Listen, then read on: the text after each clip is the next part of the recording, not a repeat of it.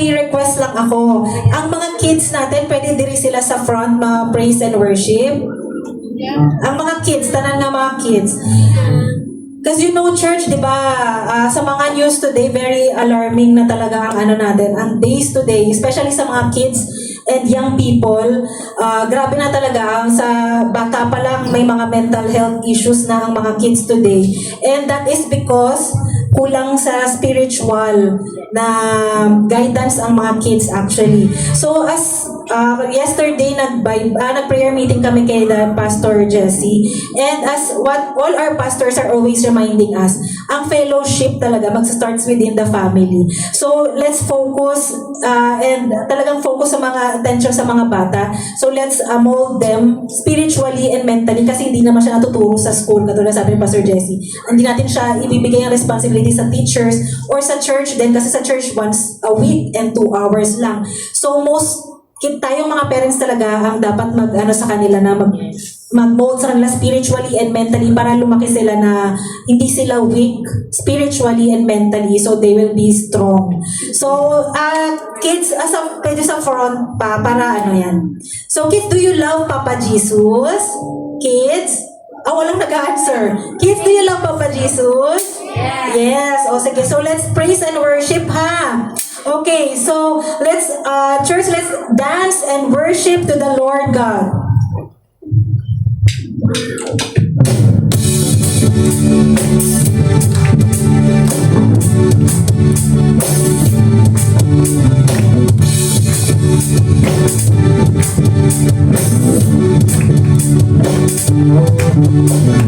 Song in my heart, song in my soul, the song I was born to sing. It's your song of freedom, now I'm free to dance again. Sing in the darkness, I laugh in the rain, rejoicing in love again. It's your song of freedom, now I'm free to dance again. Your spirit brings me liberty. Your bread of life will set me free.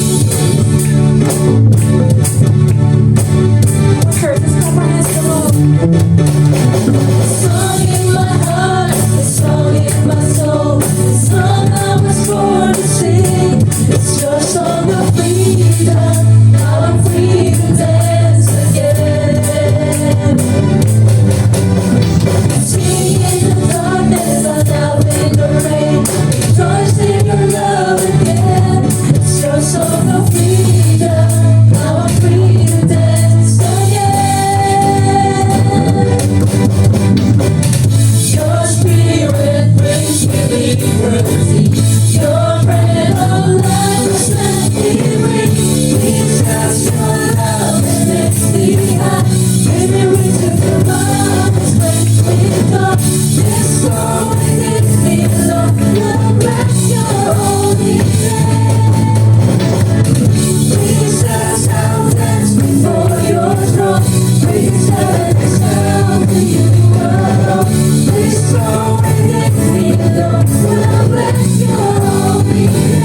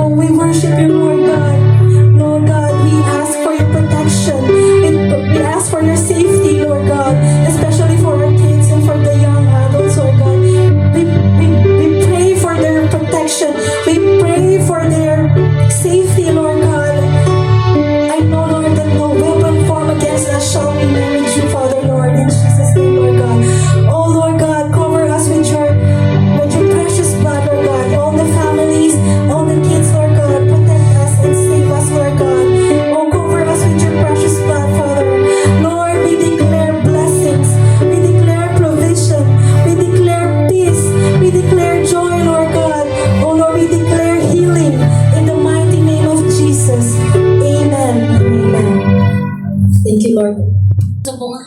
Aga, I just want to thank God for this opportunity to speak to all of you this morning.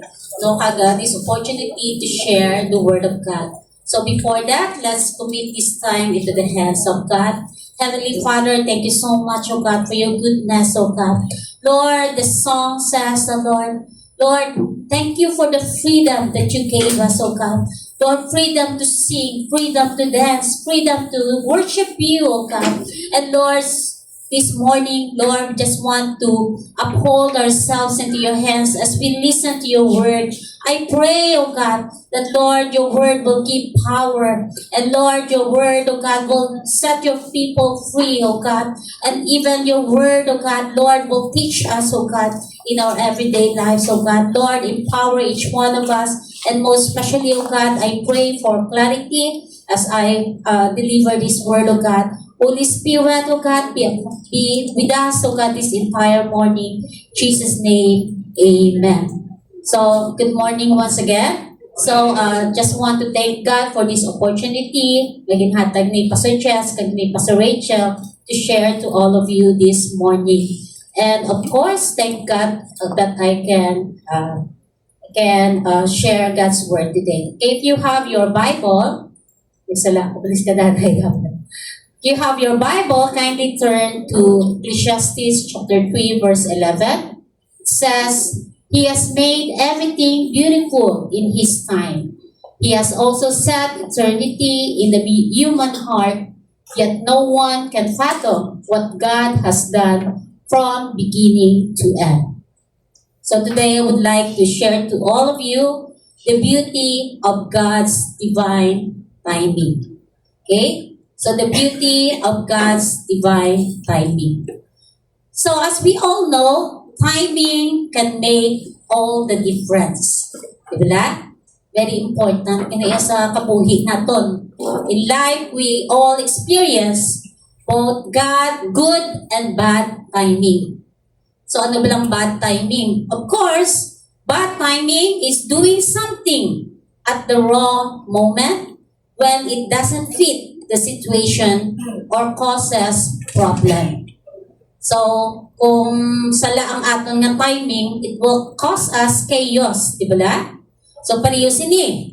You tell a joke while someone is sad. Lang o kaya siya gali iya, hindi mayo pala siya, niya. So, andong matabo. So, may na nakumatampaan ka, pero iba niya ka, to the point nga nagapatsanay kid. Di ba? No, nowadays, sa mga tao, I find na kapikon gid. Ang ilang nga pagkapikon, it leads to death sometimes. Next, bad timing, no? Pariyosin na. Nagabot ka sa bus stop. Tapos, wala ka na yung kasakay. So, it will cost you a bad day. Diba?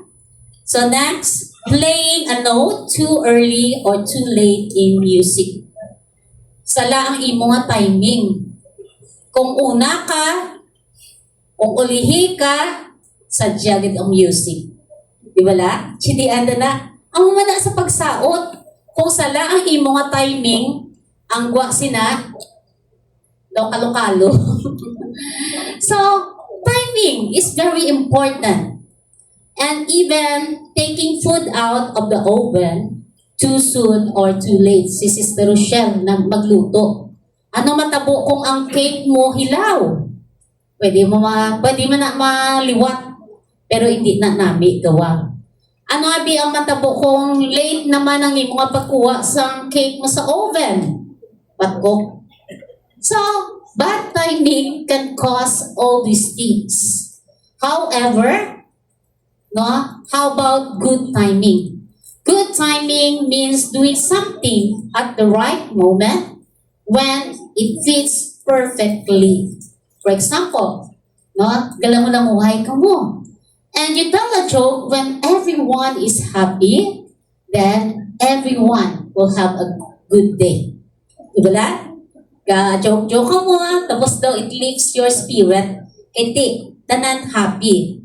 Next, how about when you arrive at the bus stop on time? So siling mo ba, tsakto gili.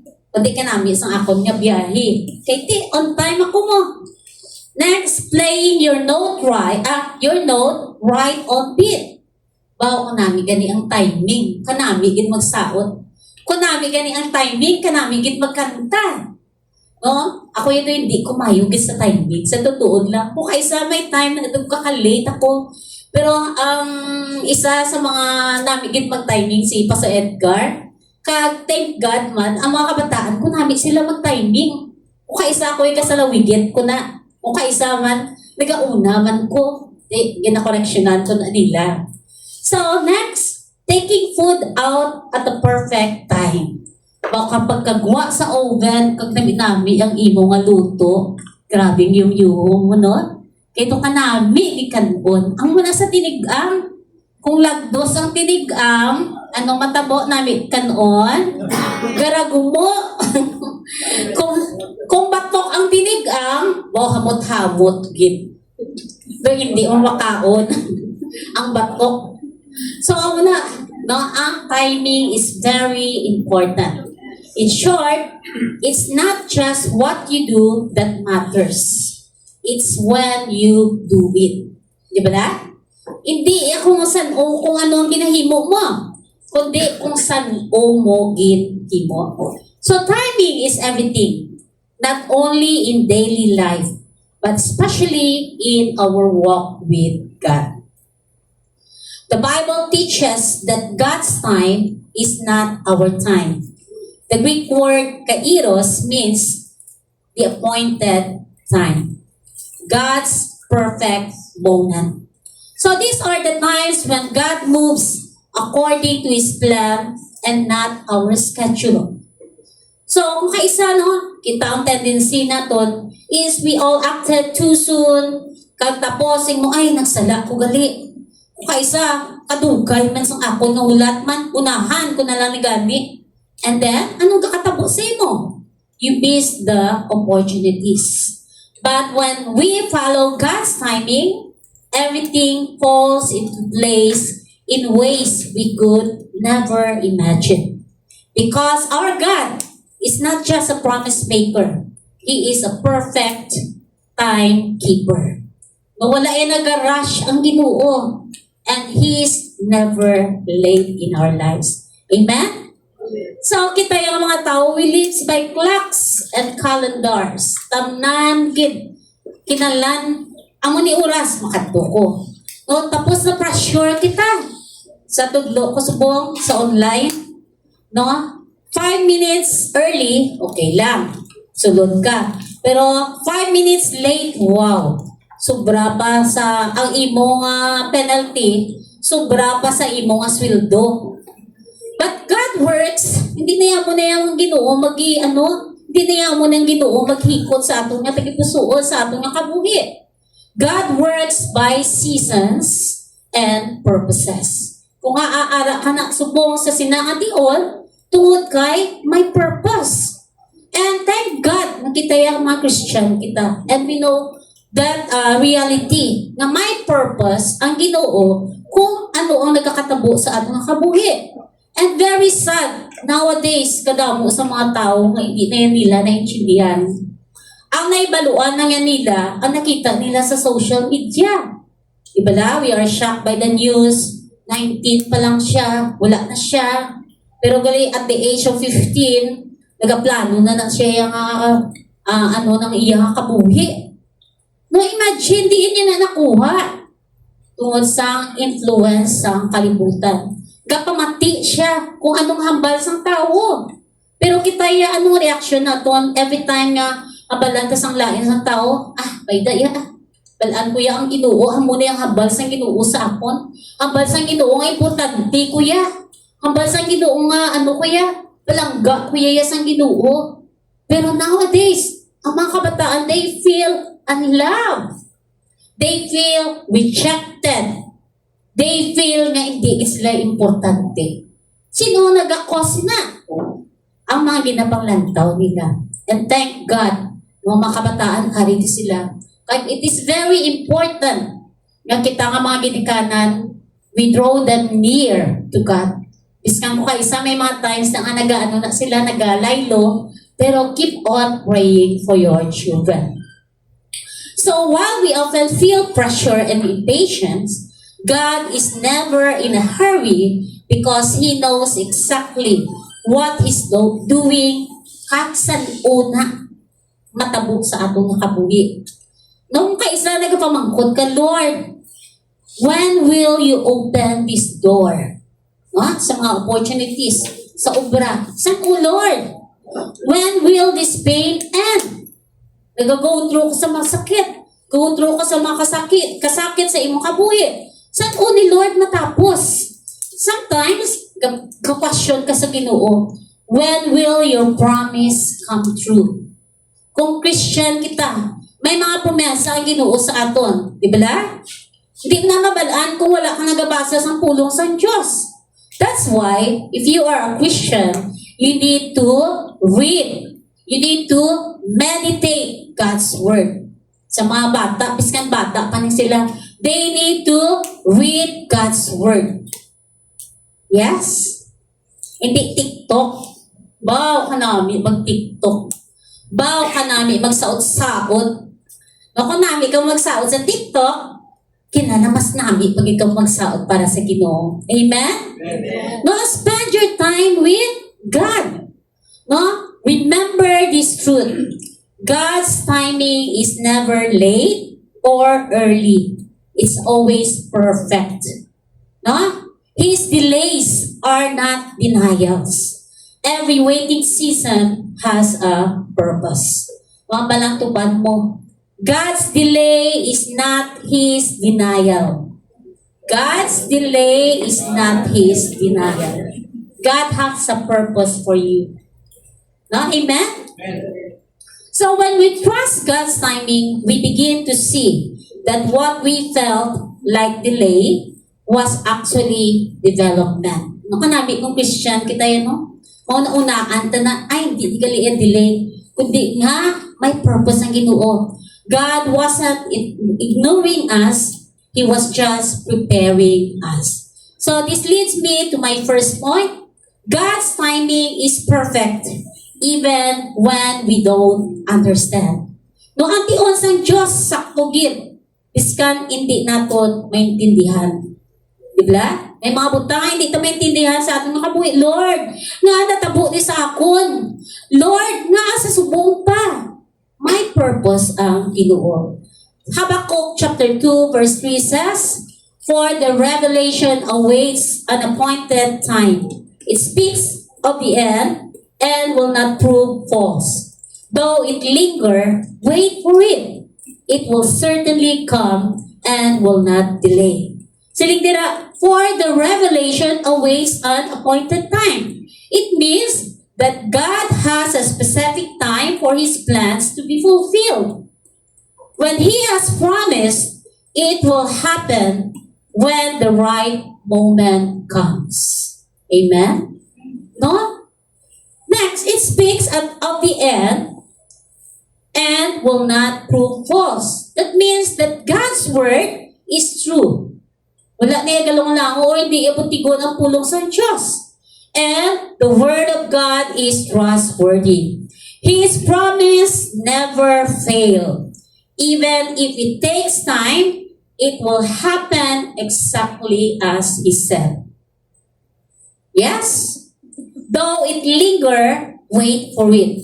So, kaisa, God's promises seems delayed, but we must be patient and keep believing because waiting builds faith and trust in Him. Kina-develop yun ang iyong mga pagtuo. Kina-develop niya kung paano ka nagkasalig sa sinanga sitwasyon. And it will certainly come and will not delay. It means when God's appointed time arrives, nothing can stop His plan. It will come right on time, not a moment too early or too late. So it's short. So this verse teaches us that to trust God's timing, even when things seem slow or uncertain. God will still working behind the scenes because His promises are true. O kung kaisa medyo dugay-dugay, but they will surely come to pass. God has appointed time for every promise He makes. No, hindi tayo pwede nga dali. Lord! Lord, hindi man pag-delay ay. But ang aton nga response is, you only can trust it. So let's look some biblical examples of waiting. Now, firstly, we have Abraham. Abraham waited for how many years? 25 years para mag-sam na bata si Isaac. But through that waiting, his faith becomes unshakable. No, God promised Abraham a son, but he had to wait 25 years for Isaac's birth. May ta na? 25 years kag nag-abot ang promesa sang Diyos. Kung 15 ka naman na, balik 40 ka na magbata. Subong ang chimpuy tamaan kaya ka ganda si Gay sa Cambodia, biskan diri man no, after nga nakasal ka, kinahanglan mabusong ka gid. Kaya kung hindi ka magbusong, bawas ka na. Nadumduman ko ka kaiba mo ng pagbusong kay ron, so after 3 or 4 years, pakag nagbusong ko bala, di after a year pa lang, kada kita, nasa pakaisa ko sa akong habalan ako, bawas. Ako ginahid lang ang word. Ko in Jesus' name, hindi ko yung bawas. So kung 1 year pa lang gani, mabusong na ko na yun. Ito yun namon tani after 5 years pa. Every time ginagawa kita, isa akong bawas. Sabihin ko, hindi ko yung bawas. But, tungod kay, nga ginambal yun na, tungod kay impatient ang mga tao nowadays. Kaysa gani, wala pa nakasal, ara na, may bata na. Pero, sila, how many years? 25 years of waiting. So, through the long way, his faith and trust in God grew, nagtubo nga, nanging malikod. Okay. That is Abraham. And next is Joseph. Joseph waited 13 years.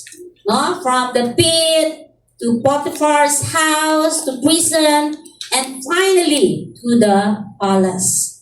Joseph faced betrayal. Alin sa iyang mga kauturan. No? He became slave. He was sold for slavery and even prison. No, in prison. Before becoming a ruler in Egypt. His waiting taught him humility.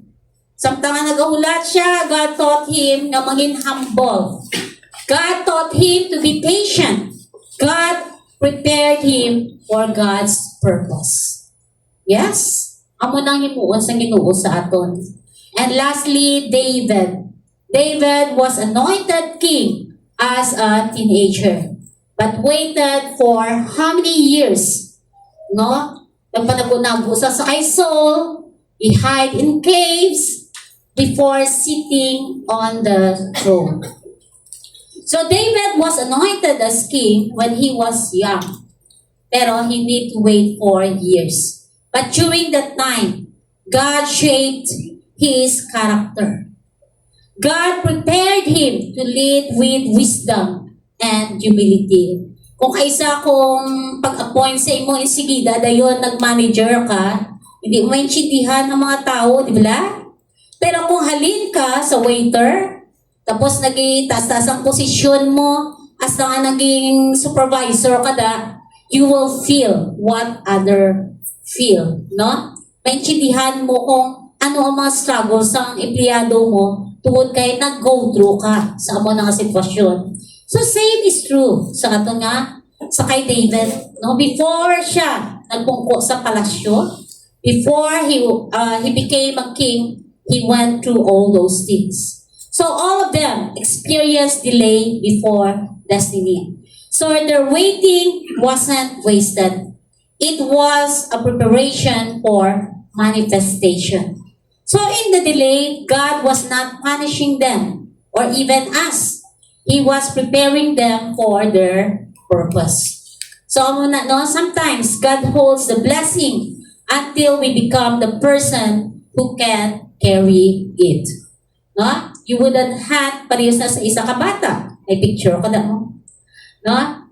Ang bata man May picture ko. 7 years old. Wow, kapayo, isang yabi, isang car sa kay tatay. Kay gusto mag-drive. Kung ikaw ang tatay, hatag mo ang hatag mong yabi, galong-galong, si Brother Marlon, hindi, no? Anong matabo kung ihatag mo? Ay, diretso langit, siguro ang bata. Or, grabe, ang wasak sang imo nga. Slakyan. Nga wala akong ginatugyan because the child is not mature enough to handle the responsibility. Di pa niya kabalua, si Renz madrive, wow, ano ay han matabo. Pwede bisikleta lang anay na Renz, no? So sometimes if the blessing hasn't arrived, it doesn't mean God said no. He might be saying, not yet, hindi lang anay. Kaya I'm still building you. Okay, so when God seems low, He's not sleeping. He is shaping us. So when you feel delayed, you're really in divine development. Yes? Naintindihan niyo ko? So, muna nga aton nga kabuhi. No? It seems delay para sa aton, but God is preparing us great for something. So, it leads me to second point. Waiting on God builds faith, not frustration. Ang aton nga paghulat sa Diyos, nagapatubo sang aton nga pagtuo. Hindi kasubo, hindi mga disappointment. Sila sa Isaiah chapter 40 verse 31, but they that wait upon the Lord shall renew their strength. They shall mount up with wings as eagles. So this verse emphasizes the importance of trusting in God's timing. It assures us believers that those who wait on Him will receive renewed strength and the ability to rise above challenges. So this verse speaks nga ang mga benepisyo naton to be nga mangin patient kita, ang aton nga pagtuo sa Ginoo kag lain, no? Mangin lain sa aton nga ginahandom. So, many times, many people think waiting is doing nothing. By that, maabot naman ang promises ang Diyos, maulat-ulat ng kuya. But, in the Bible, waiting means active trust. It means, no, magapadayon kita sa pag-serve sa Ginoo, we will continuing to praise, pray, and walk in obedience while we expect God to move. Pero, tangalang bala nun, sa Diyos,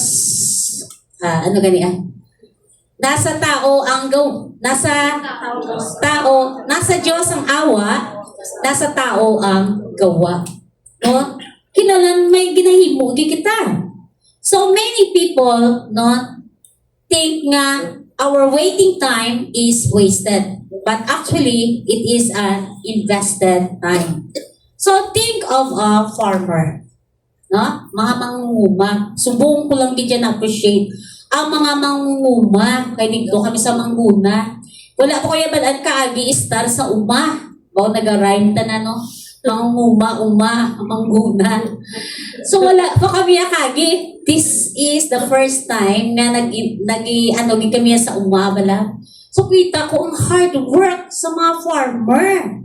Mako mo na, magtanong pala nga daan, si Kubo, grabe, no? Line by line. Kaganami, kaya isang ilang ang pagplaster. Pagkatapos natuwa ba daw sa lutak pa na? Taas ang lutak, diba?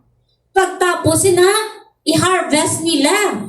Pagtapos ng harvest, ihalay pagit nila. Ihalay, sa saktong term ko, ibulad, gali, hindi ihalay, ito nilabhan ba? O, ibulad. Magbulad sila. Damo, kaya. Kaysa mainit, namin kung mainit, kung mag-ulan, gani, yawan na naman sila ka pangkuha. Aba naman ko tani pamumpon. Yawan na naman sila pangkuha. Tapos, mag-init na naman, ibulad na naman nila. Wow, siling ko grabe, no?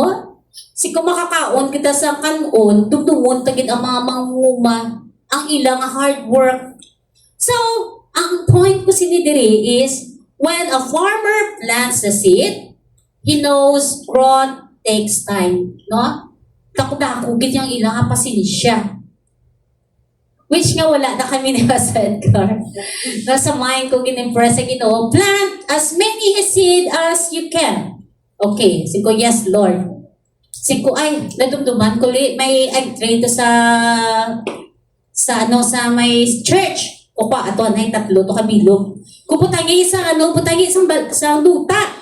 Pagputahan niya man, wow, excited ko, kamatis, kalabasa, okra. Wow, binubna, mukid. Excited ko, kadadlaw, ginalantaw, mukid. Wow, nagligan na ang tatlo kasi manas. Kung wala pa ni isa, may nagabuhi man. Nagdumduma ko gali siling ni Wilson. Yan kinalan, pasto, kung magtanong ka, hindi tamaan ka dalon. Wow, nadumduman ko dalong, ganyan nga ako siling ko, ayo, gali, pinangkot-kot ko, makita ko mga seed. Siling ko nga kadugay, gapon man. Kaya, after a month, may nagtubo. Naman yung pinakabilot. Tuwagid. Out sa siguro hundreds of seeds to. Ang agit pang tanong ko, tuwagid ang nagtubo. Kagas na subong nag-survive pa man to. So, it takes wisdom. It takes patience ka magtanong ka. Di ba? So, ini yung mga farmer, everyday, bunyagan nila, everyday, at least gina-expose sila sa sunlight and wait, no? So even though they cannot see what is happening under the soil, they keep on digging and gina-cultivate nila para nga i-check nila, and the seed would never, kung permi nila ginakaykay, parehas ko bala, hindi kaya magtubo ang seed gali. Kaya excited ka mo, permi mo ginakaykay. So in the same way, no, sa atong nakabuhi, no, we must do our part. Like the farmer, no, they work for it. And for our lives, we need to pray and obey and then trust God with the results. Growth and answers don't happen overnight. No? Sometimes the most important things are happening the unseen kung ano ang nagkakatabo dira. So waiting is like ang adon nga paghulat, nagapatubo is like a workout. Mga kabataan nowadays gusto nila magmaskulado. Sa balay namon damo sang barbell. May ara nga 25 kilos, may ara nga 5 kilos, di ba by kilos, ano? Kaya gina-workout para kuno nami ang muscles. So every day that we go through life, no, ang gina-develop sa Ginoo sa aton, no, is our faith, which will help us to grow and to grow stronger. So when you wait well, you don't grow weaker, you grow stronger. So amo ginambalo mo sa imong kapugi or sa imong katagpusoon. Kung nagahulat ka, no, it doesn't mean nga ginapunish ka sa Ginoo, kundi you grow stronger each day. Because when you trust God's timing, you don't lose heart. You gain new strength. Like an eagle. Natuwag lang eagle. No? Siling pulong sa Diyos. No? That they that wait upon the Lord shall renew their strength. So an eagle doesn't rush to fly. It waits for the right wind when it comes. The eagle doesn't struggle. It lets the wind to lift it up. Latawab lang iyang wings. It spreads up. Oh, so in the same way, when we wait for God's timing, you don't have to force things by your own effort. God gives you the strength to rise and move forward easily. Just like the eagle, no, it soars, nagalupad sa mataas, no, pagi sa hangin. So this is the encouragement, brothers and sisters. God is never in a hurry. He is never late. He is always right on time. No, panang imo nga tupad. Can you wait well? No, can you wait well? Because how you wait determines what you receive. And the third point, God's timing reveals His glory. Ang kiol sa Diyos nagapakita sa iyang imaya. John chapter 11 verse 4, this sickness is not unto death, but for the glory of God. So in John chapter 11, we find Mary and Martha heartbroken. No? May harap the picture. So their brother Lazarus was sick. Kag nag-ano sila ginambala nila si Jesus. And right away, grabing expectation nila nga makadto dayon si Jesus. But Jesus waited 4 days. To them, siguro mambal sila nga, God, ginaneglect mo kaniya. Lord, very late ka na gitya. But to Jesus, He was right on time. Because He didn't want to perform healing only. He wanted to reveal a resurrection. So kita natin, gin-resurrect ni Jesus si Lazarus. And it's a great miracle. So sometimes God sometimes delays to display His glory in a greater way. So if Jesus had come when they wanted, Lazarus would have been healed. But because He came in His timing, Lazarus was raised from the dead. Amen? So, imagine mo bala grabe na siguro ilibiun nila.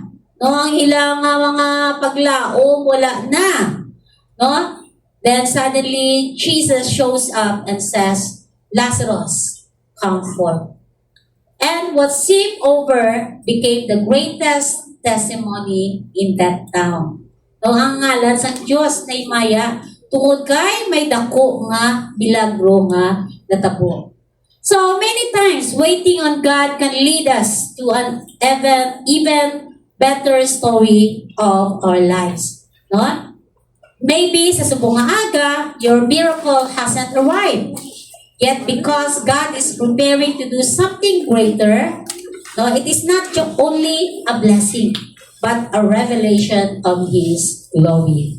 Every delay has divine purpose.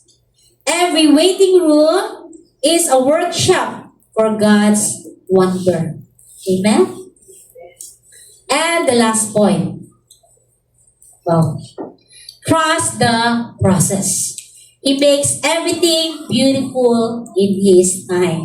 Nakasalig kita sa proseso ng Diyos. O ginahimo niya matahong ang tanan nga gusto nga tiun. So the word beautiful here in Ecclesiastes chapter 3 verse 11, no? Basaon naton, He has made, okay, every one of us, let's read this. He has made everything beautiful in its time. He has also set eternity in the human heart, yet no one can fathom what God has done from beginning to end.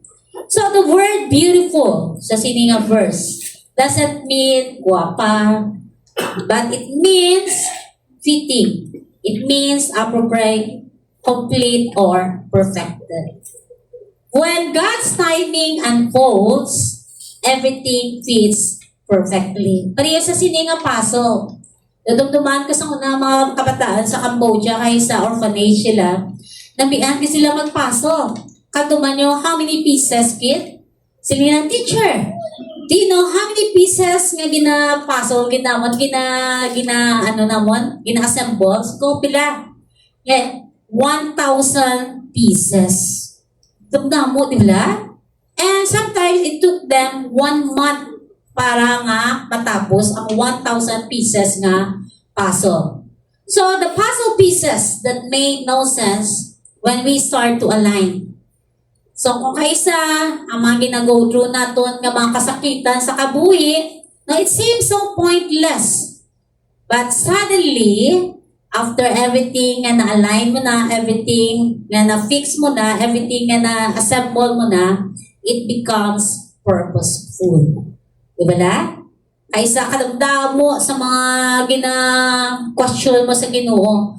But at the end of everything, you will know nga may purpose gali ang Ginoo sa inyo. No? And of course, no, think of an orchestra. Bo namian ko ni mamati.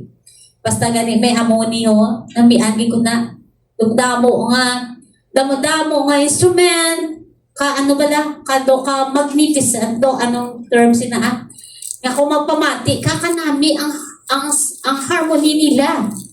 But when we hear no sa tagsa ka instrument lang gid isa-isa, no, it may sound scattered or incomplete. Kung ikaw ka lang na isa, daw ka boring pamatian. But when the conductor lifts his baton, no, mga na siya, every note, every pause, every beat, no, works together to create a masterpiece. Mag-amo na gani ang conductor, mag-beat na siya, bukan na, may pamatian, di ba? Kabombastic kung atong mga terms subong no kanami pamatian. So that's how God works in our lives. Nung aton nga mga past experiences, our struggles, our waiting, ang aton nga mga heartbreak, ang aton nga mga brokenness, all of it becomes a note in symphony of His divine timing. Ilang adlaw maintindihan mo gid nga gin go through mo na no ang tanan-tanan nga na mangin mag-glorified ang Ginoo sa imo nga kabuhi. Amen. No, mga nagliligad mo, mga kabudlayan mo, ang luwa mo, sipon mo, no, inatanan word because we have the God in heaven nga nakaintindigid sa aton nga kabuhi. No? So in God's time, everything will be for your good. Romans chapter 8 verse 28 reminds us, no, very namin nga scripture para sa aton tanan. And we know that all things work together for good to those who love God, to those who are called according to His purpose. Palangga niyong Ginoo? Palangga niyong Ginoo? Na may plano ang Ginoo sa imo. No? Everything na gina-go through naton, it is for our own good. Pagkasubuan ka mo, ha? No? Ang pala mo yung kaugalingon, ang gina-go through ko ni, it's for my own good because I love God. May purpose ang Ginoo sa ako nga kabuhi. God doesn't waste pain. He doesn't waste waiting. He uses all of it to make you beautiful in His time. No, amo gid share ko sa subong kay every time mamati kita sa news, bad news. Abri ka FB, bad news. Abri ka sa radyo, bad news. Siku puro na lang bad news. To kada adlaw ang imo tagipusoon nagabugat. Pero si kung ano ba lagi nahambal sa pulong sa Diyos? Good news. Ang paglaom. O kag sa Wednesday ka nabig isang feeling ko. Wednesday sang nagapapauli na ko. Sa San Miguel, kami ni Pastor Edgar, kita namon, si kung natuwa may rainbow. Tugay-tugay, naging ko wala kakita sa rainbow. Kung namin isang rainbow. Sige, biyahe namon. Nagalabot gajaya ang rainbow kung diin kami bala. Tapos hindi nga duman mo, hindi lang to isa ka rainbow. Duwagid. Naga-overlap sila bala. Siko din. Siko sign niya sang good things. Good things will happen. Siko, kung ang maning promise ng Ginoo, nga may ara siya nga purpose why we are here. Nag-iidaw nag-upod, kinaibla pakatugin sa mangguna bala. Sili ko, brothers and sisters, no, in times like this, nga damo sang bad news, no, this is the time na nga magpalapit kita sa Ginoo. And this is the time to meditate on God's Word. Because after meditating God's Word, ano ma-feel mo? Ano ma-feel mo? Tulog ka sa hapon. Ano ma-feel mo? Nag-discourage ka, kaya nabatian mong pulong sa Diyos? Peace. No? Ano mabatyagan mo? No? Ang imo nga pagtuo na lift up. No? May encouragement tungod sa pulong sa Diyos. So, pwede pa lang off mo ng FB mo. Off mo na kung ano makahatag sa imo sang discouragement each day. And we are being encouraged here. No, baby, na gina-stress ni Pastor Jesse, your devotion. No? Ang pagbasa sa pulong sa Diyos. No? Ano pa? Ang pagtudlo sa pulong sa Diyos sa atong mga kabataan. Pagpamati sa pulong sa Diyos, that is very vital sa aton nga spiritual growth. So for conclusion, God's timing is perfect even when we don't understand it. Waiting builds faith and not frustration. Delays reveal God's glory in ways we couldn't imagine. And when it's time, He makes everything beautiful. So, brothers and sisters, no, you may feel your promise is delayed this morning. But in heaven's clock, it's right on schedule. God is not ignoring you. He is orchestrating everything for your good and His glory. Mga baka orchestrate, ang Diyos ang nagadumala sa imo. So when you cannot trace His hand, kung hindi makita ang kamot ng Diyos, salig ka sa iyang tagipusoon. When you can see His plan, stand for His promise. Waiting seasons are not wasted seasons. They are working seasons in the hands of our faithful God. No, liwat na? Waiting seasons are not wasted seasons. They are working seasons in the hands of a faithful God.